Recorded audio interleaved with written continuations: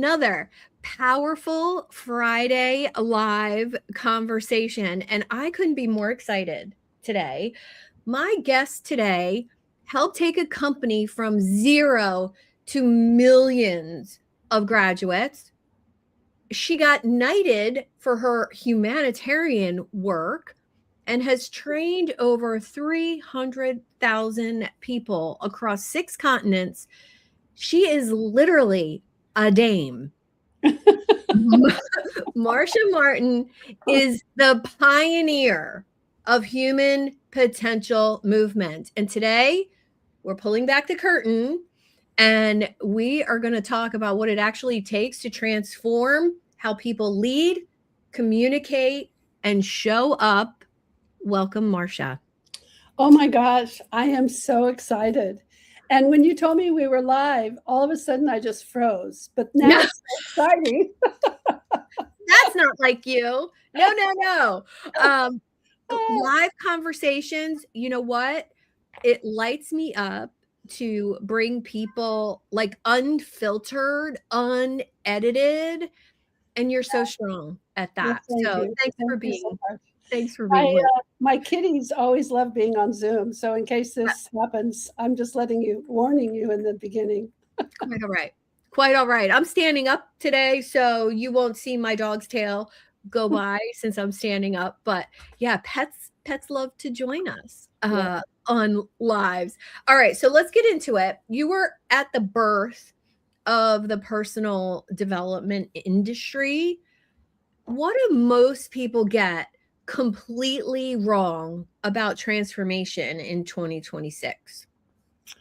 I think that what happens and what has happened in the movement from the beginning is there is a kind of slow change in the leaders from being a leader that wants to create space for you to find an answer for yourself and help you to go within and find your answer to getting sometimes addicted by the power and the fame and the money and the audiences to thinking they have the answer for everything and everyone. And I think that today people need to be very careful to make sure they retain their own voice and that they consider transformation and transformational programs and leaders are assets and resources they can use to help them along their journey. But it's not that they should follow blindly. So good, because I feel as though the online space is so full of, directions. Do this, do that, and you'll make $100,000 a month. And most of it is BS, in my opinion. But after years of thinking I had to follow someone else's plan or to-do list, I think the most important part for those newer leaders, whether you're leading yourself or you're leading 300 people, is that you have to listen to your gut. Yeah. And I don't know why that's so hard in the online space. Well, but I don't know if it's just an online space, to tell you the truth, Suzanne, because people generally, I find, I have trained over 300,000 people myself personally. I was one of the senior executives of Earhart Seminars Training Est, which became Landmark. I started in the early 70s in this work. And at that time, we had only 30 graduates. Wow. We'd done one seminar. And so I became the senior vice president. And by the time I left, we were almost at 1 million graduates. And there are now 3.5 million graduates worldwide. But I also work with many of the other very great, and they're all amazing and wonderful leaders. I work with Tony Robbins. I ran his company for 2 years in the early 80s when he was first going national. And I helped him go national. And I helped him launch his book, Unlimited Power.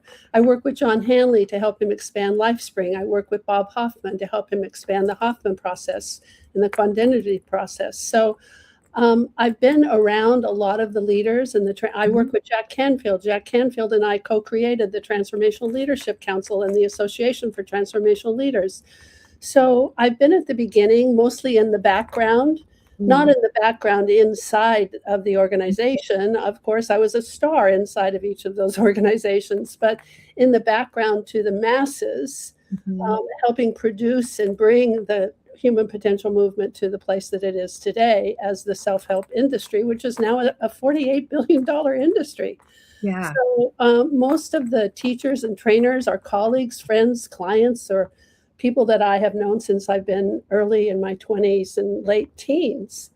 And what I find is that people generally look outside of themselves for an answer. We don't have the courage. We haven't been taught when we're small to go within. And so it's a natural tendency. It's not just online. It's a natural tendency to say, you ask yourself, gee, should I buy that? And you look at somebody and say, what do you think? Yeah. Right? Or you look at your neighbor to see what kind of painting you should have in your dining room. Or you look at, you see, we look to see if we have agreement. We're trying to please somebody else rather than be in touch with our own power. Yeah. We don't know how to be in touch with our own power. So we haven't been taught that. And so I think it's not just online. It's a natural tendency. And I think that when you are responsible and big enough and talented enough to be a trainer or a teacher or a leader or a coach, because there's some great coaches and leaders out there, oh my gosh, that are great resources for humanity, for individuals to have their life work better. But something happens where it turns to, what do you think is good for you, to what you need to know is, what you need to get is. And it's a subtle change. And when it changes, you got to be careful, because you get carried along and then you find that you're doing things perhaps that aren't working for you. But then a fear comes up inside. You don't have the courage really to say, I don't think this is working for me. Yeah. I noticed that, I work with entrepreneurs and coaches and founders, and I think that's the number one lesson that they have to learn.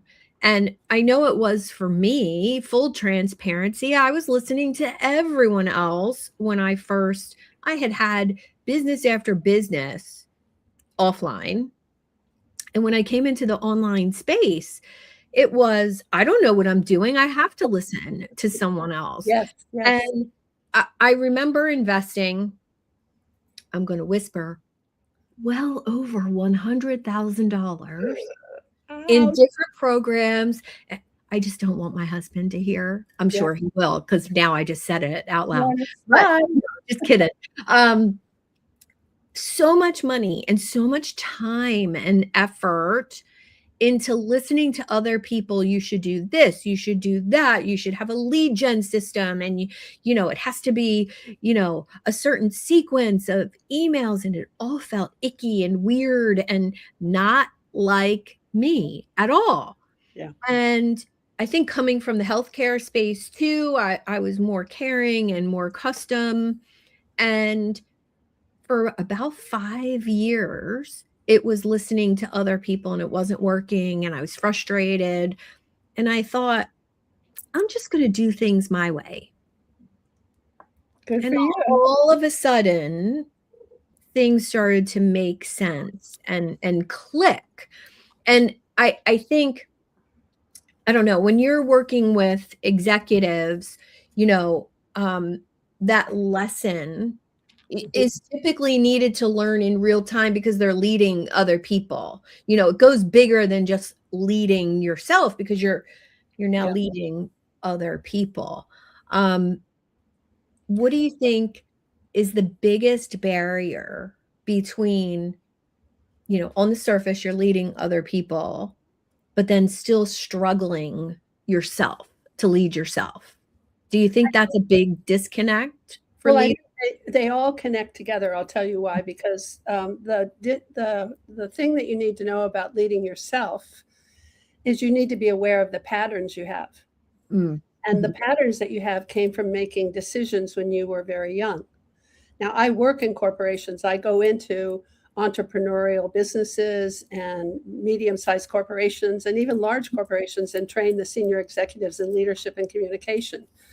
But what I find is every single person operates according to the pattern that they have, that they got when they were small. They made some decision. Now, if you read my book, I have a new book out called Sex, Power, and Transformation. Oh, yeah. We're going to talk about that. And I explain, or I share, it's really a memoir and very experiential and very storytelling. I explain how I thought I had to do it the way my dad wanted me to do it. And so that turned into needing a powerful man to be, to perform for, to do well for. And that pattern kind of got me into trouble because I sacrificed some of my own leadership and stayed in the background because I was thinking, well, the man knows. And the same thing happened to me that you were discussing. I created a media company. I raised $2 million. And I stopped being on the circuit of speakers and coaches and trainers. And I put together this company. I had this vision that we should have transformational media and content. Yeah. Television and digital and on the internet. And it was an idea before its time, that's for sure. And I worked with one of the highest powerful people in the industry, a person that had helped start MTV. And what I did was the same thing you did. I thought, he must know. He must know. Yep. He must know. But here's the funny thing is, in terms of being an entrepreneur, he didn't really know. Because he hadn't been an entrepreneur. He'd had all the money he needed and all of the resources he needed and was at the top of the board. When they started that, somebody gave them a chunk of money and they already had developed product. And so here we were starting up a brand new company. The whole kind of thing that you do is different when you're an entrepreneur than when you're in the boardroom of some big corporation. But instead of sharing my wisdom, because I'm a great entrepreneur, I can take a company from nothing and create it into something. Bringing something into existence from nothing is a special skill set. I can take something that doesn't exist and bring it to a place where it's sustainable and turn it over so that it can be managed by somebody else. But did I use those skills? No. Why? Because I thought, because he must know, he understood, he was in Hollywood, he had the titles. And so we forget that there is something inside of each of us is more powerful for our own journey than just listening to somebody else's answer. Yeah. And I think, when I hear you say that, I feel that so much, because so much of not only my clients, but total vulnerability here, me too. Yeah. I was like that. I kept my mouth shut for years. I was raised in the 60s and, children were to be seen and not heard. There you go. I had lovely parents, but, that was how children were not supposed to have ideas, even in school, take that to college. And I think I've always been so rich with ideas and out of the box thinking, and I never used to say anything. And so when you don't talk about yourself, or you're not brave enough to say what you know and what you see to be true, nobody's going to hire you. Absolutely. And Suzanne, that goes back a long time. You must have had a time when you were small where you decided, based on looking out at the universe, you're 8 years old or 6 years old or 5 years old, that the way to get people's love was to be quiet. Just like you said, that was the lesson that you learned, right? And so then you take that into your unconscious, because when we're up until around 10 years old, our brain is at a level of theta. In other words, our whole brain state hasn't expanded to where it is right now, where we're conscious like we are. And it's the same state that you are in when you're hypnotized. So if you can imagine that you're an 8-year-old hypnotized, and then you make a decision, I'm never going to speak and I'll be quiet so that everybody loves me and I'm a good girl. Well, that runs you, just like if somebody hypnotized you and said, you're going to burp every time I say the word orange. And you do after you're brought out of hypnotism, right? So we don't understand the power of those decisions that we made when we were little and the patterns that they have in our lives going through the whole journey of our lifetime. Wow. I mean, that resonates so much. And do you think the first step is really acknowledging and kind of being the, I usually call the, like, the conscious observer, like, oh yeah, I do that. Oh yeah, I do that. Oh, I notice I do that. That's how I react. Yeah. And which is more powerful than therapy. At least it was for me, that self-awareness piece. You've hit it on the mark, because the foundation of peak performance is awareness. It is what starts everything else. So if you start living your life as if you're aware, not just that I see what's outside, but that I actually notice the thoughts that I'm having when that happens. Yes. The body feelings that I have, the emotions that I feel, the actions that I take when that happens. You'll start to be aware of the patterns.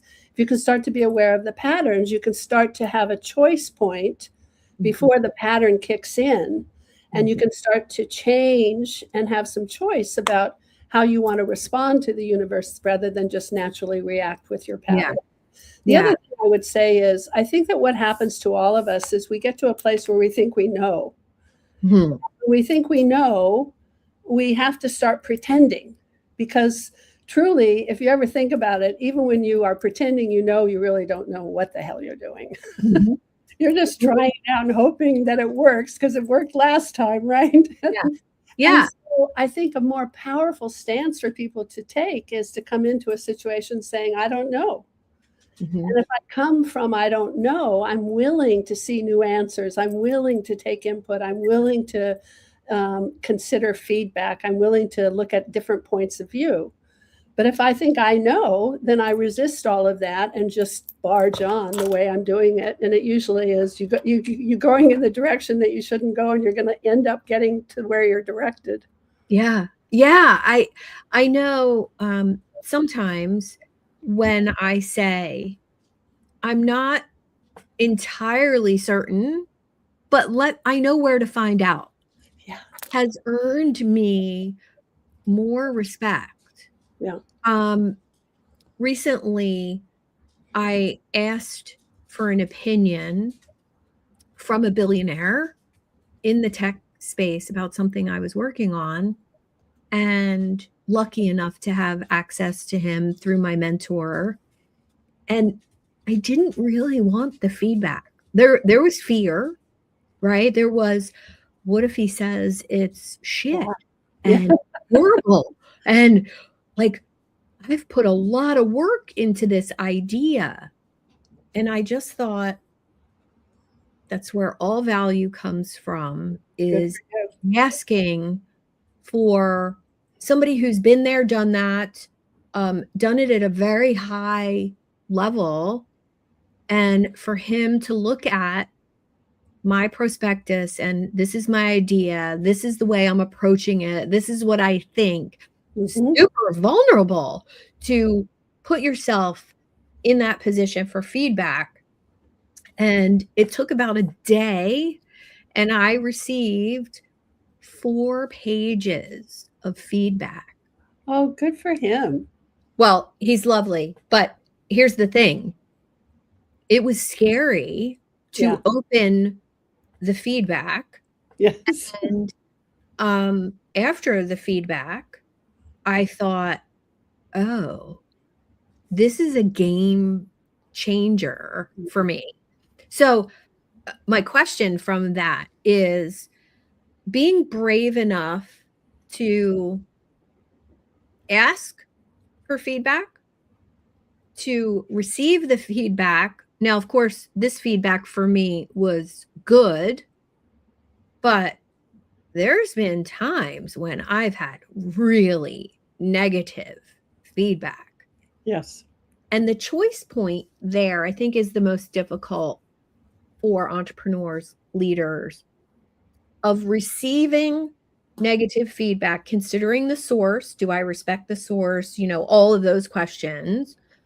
And then allowing yourself to grow and change from negative feedback, I think, is almost more powerful than positive feedback. Well, you bring up so much that's rich. So I'm going to just share a few things. Okay. So, I teach a course called Leadership Mastery. It's a 3-day course. I usually do it inside of organizations for entrepreneurial teams and for corporate executives. But I'm leading one for the public this summer in Washington, D.C. And I'm just inviting me? Because I'm going to ask for an invite because I can drive. I can be there in the room. We're scheduling the dates now, so I'll give you all the information. But here's the thing. The thing that makes it such a fantastic course, and I've been tweaking it for years, and it's really magical now, is it's like, think about this. Think about how you learn to read. Because you just go into a library now and you pull out a book and you're reading Hemingway, right? You don't think anything of it. Or Shakespeare. You don't even think about, wow, how is it that I can read Hemingway? Because that's an incredible thing that is happening. Yeah. Well, the answer is because you know the ABCs. Now, the ABCs, when you learned them, you didn't even understand what you were being taught. It was a letter and it had a sound, and then you learned it could be put together with a word, and then it could spell cat, or it could be in a sentence and it could say Jack and Jill went up the hill. And then pretty soon you're reading Hemingway. But it's only because of the foundation of what you know of the ABCs. Well, there are ABCs or principles or fundamentals of leadership and mastery communication. And most people haven't been taught them. We've been taught other things. But here we are in a world where we need to mediate difficult conversations. We need to give people feedback that makes them more accountable. We need to handle stressful situations. We need to navigate all of this world. And we haven't even been taught the fundamentals of leadership and mastery communication. So one of those fundamentals is this, which is to respond to what you just said. Your body and your mind learn differently. So your mind learns by understanding. And as I'm talking to you, you understand everything I'm saying, and it makes sense to you. There are certain things that your body must learn also in order to be able or an expert at something. For example, you need to learn how to receive negative feedback. Now, in your mind, and that you understand, is it's a good idea and it will benefit me and I should be able to ask this. But your body learns differently. Your body doesn't learn by understanding. Your body learns by practice. The only way your body can embody something where you are able in your body is to practice it. Just like you learn to play the piano, you have to play chopsticks first. Make a mess and be a beginner and keep practicing and practicing until you can play Chopin. So your body is a beginner at receiving negative feedback.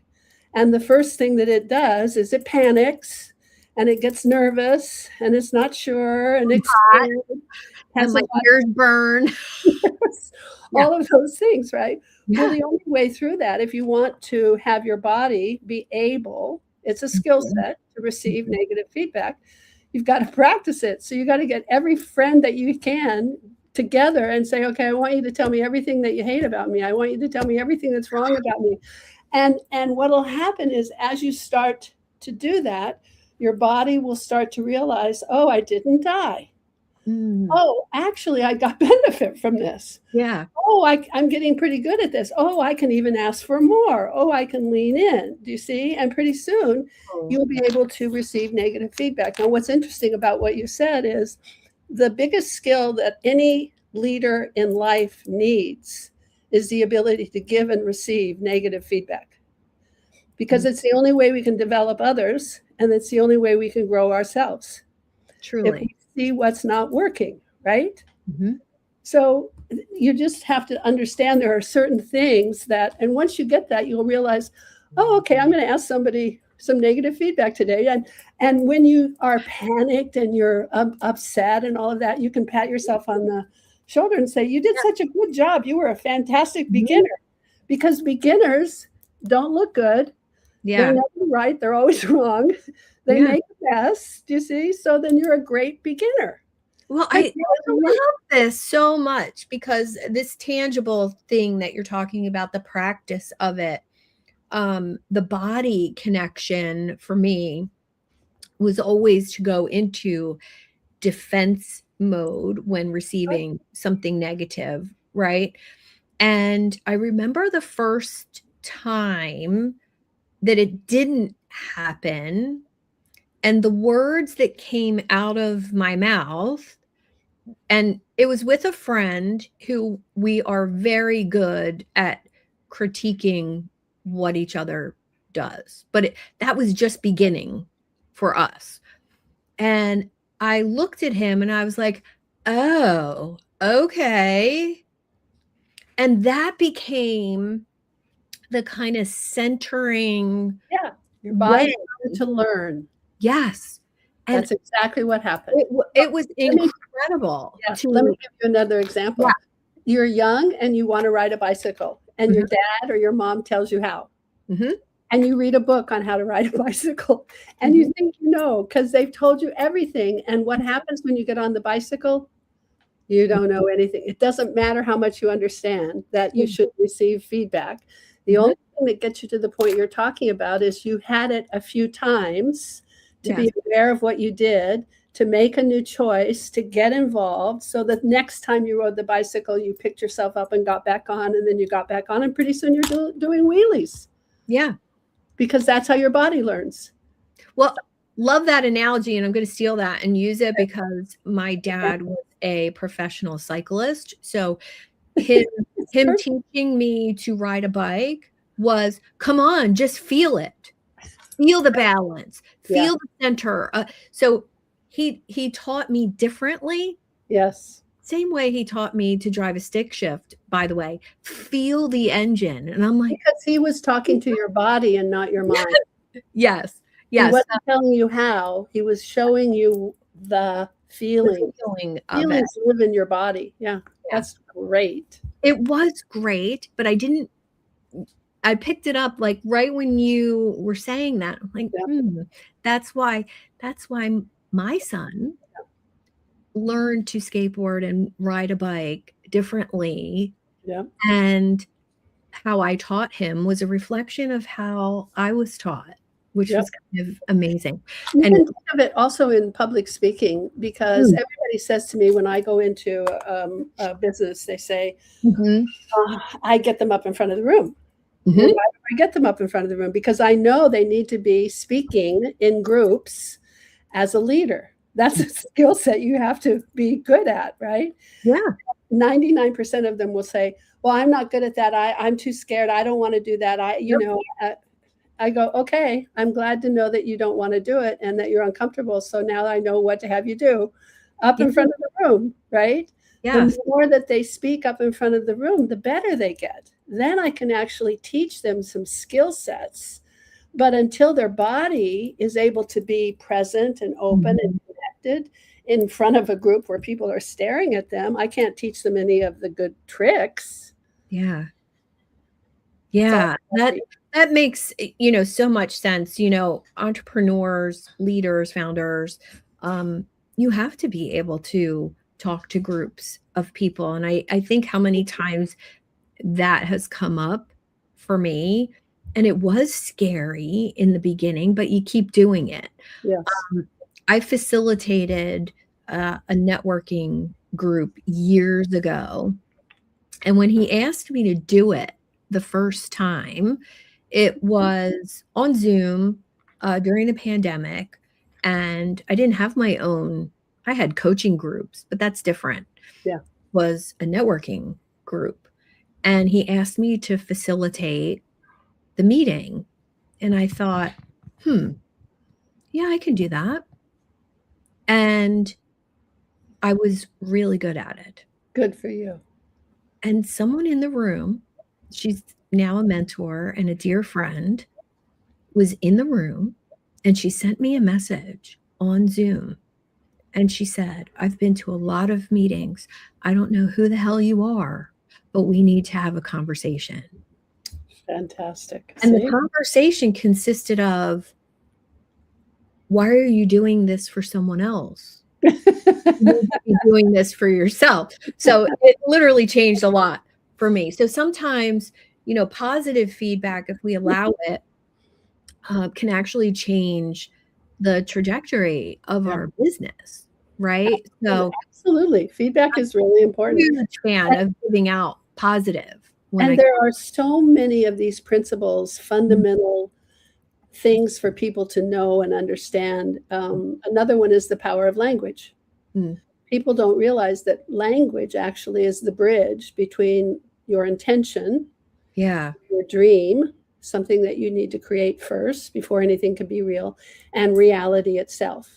So language is the bridge. So whatever you're going to manifest is being actually molded by your words. Wow. Language brings things into existence. You speak things into existence. So I tell people they're living in what they spoke last year. So, people just think, oh, I can say anything. No, you can't. I mean, you can say anything, but I would be concerned about what you are saying, because think about what you're saying is actually a future you're creating for yourself that you're walking into. Yeah. If you say, I can't do that, this will never work. Now, I'm not saying to be Pollyanna. Lots of times people think that I'm talking about positive thinking. I'm not. I'm not a Pollyanna girl or a positive thinking girl. I'm a reality girl. So I think you have to learn to describe the situation that you're in a way that's real and true, but also in a way that opens up an ending or a future of where you want to be. If you say, I'll never be able to do this, well, that might be true in the present and you're being realistic. Okay, you can't do it right now, but do you want to end up, is the future you want to create that you'll never be able to do this? So it's better to say something like, I can't do this right now. I'm really horrible at it. And I'm learning and I'm sure I can get better. Yeah. So you say what's so, but you say it in a way that opens up the future you want to create. Well, yeah, because we have to believe whatever we're saying to ourselves. And, if you have affirmations or I am statements, right, and you're creating that future vision of yourself, whatever you're saying on a daily basis, repeat it, you have to believe it for it to work. And I'm a huge fan of actually believing it. Yeah, there is a sense of belief that comes into it, but I'm talking about that. You're talking about like something like an affirmation. So somebody's thought about what they're going to say and they've repeated and they've created it. You start listening to people speaking.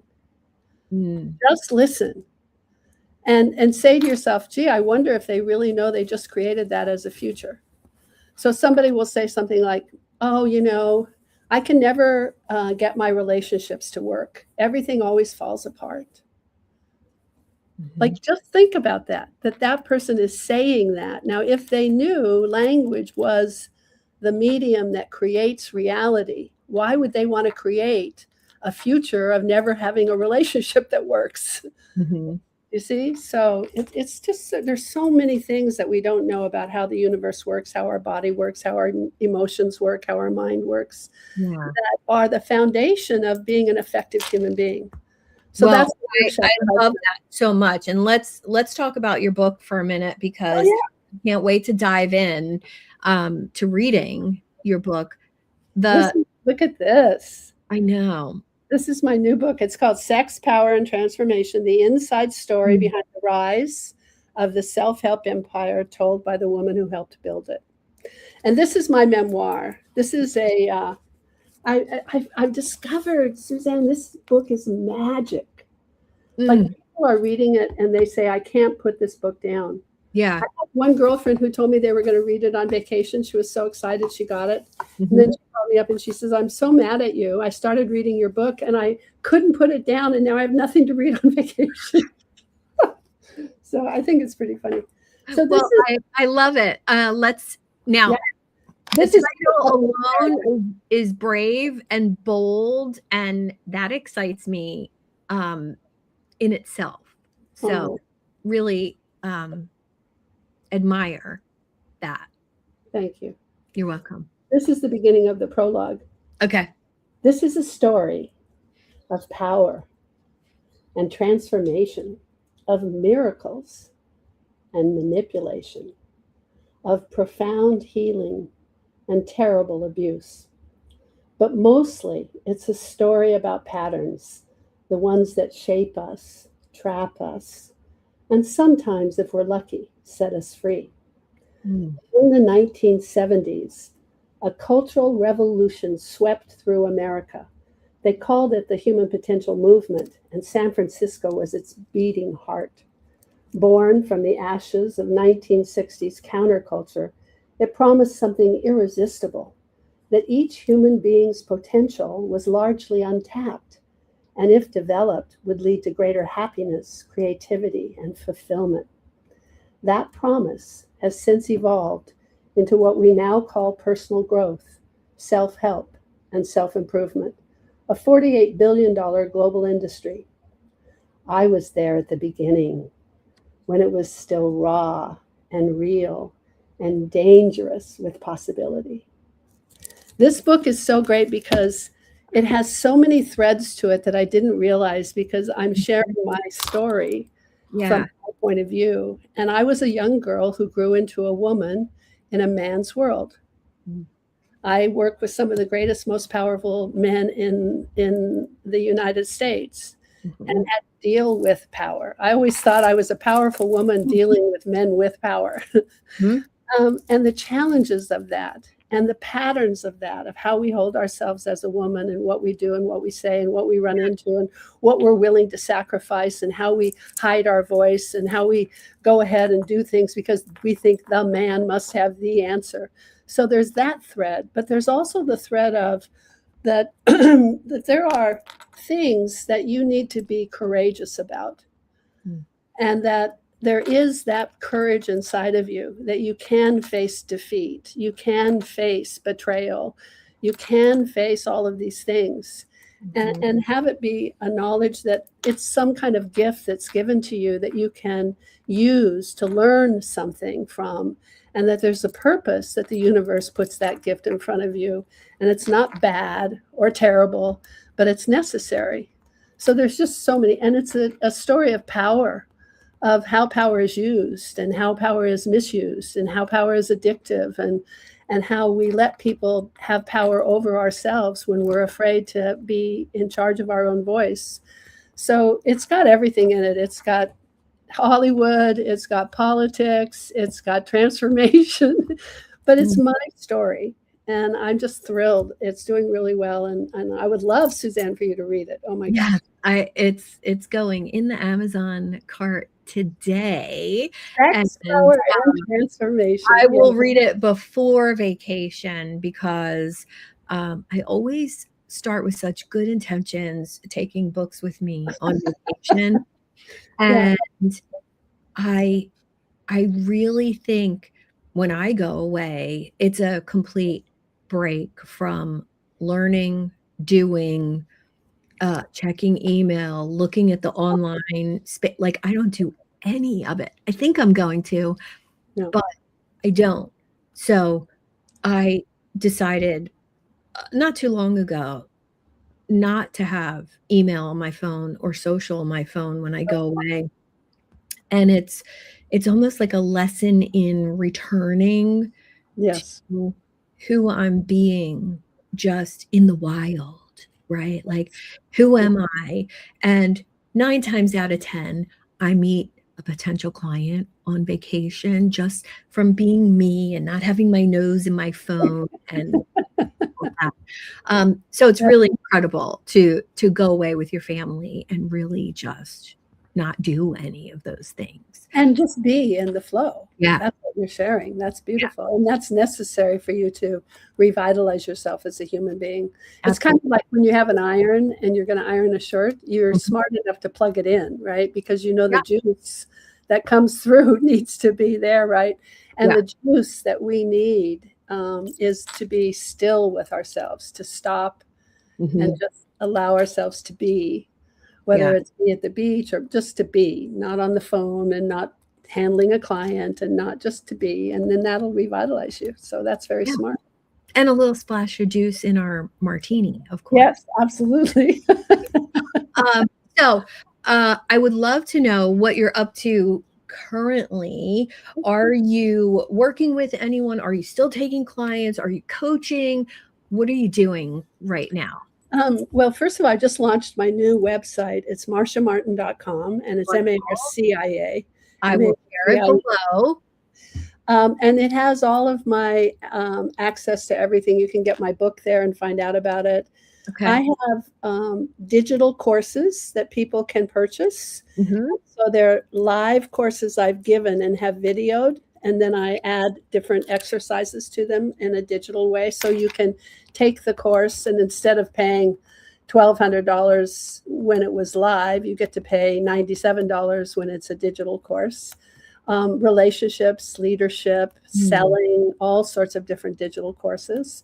Okay. I have a membership club where you can, for $10 a month, I've accumulated a lot of different videos from different workshops and podcasts and interviews and keynotes. So you can kind of have me in the back of your head all the time. A lot of my graduates say, well, what would Marcia say here? Well, what would Marcia do? And, because I have a particular slant on how life works. Mm-hmm. And I have my book, of course. And then I do coaching, individual coaching, and I do corporate retreats and corporate training and corporate coaching as well. Not just corporations, but entrepreneurial business. So all of those things are available by going to my website. Amazing. Well, I will share all of your links, including the Amazon link to get your book below this live, and it will go out in the notes. So if you're catching this episode live, come back and watch the replay, and be on my list for Unlock Your Way with STK to get all the show notes and all the wisdom that Marcia dropped. Thank you, thank you, thank you for being so amazing. From the time we were connected and introduced, just full of value, full of just life and conversation. I can't believe you've been doing this for 50 years when you're only 50. I wish I was only 50. I know, me too. That's why I say it. Because I truly can't believe that I've been an entrepreneur for 40 years. I know, and such a great one. Suzanne, thank you for the contribution you make and all of the many, many lives you have helped, for sure.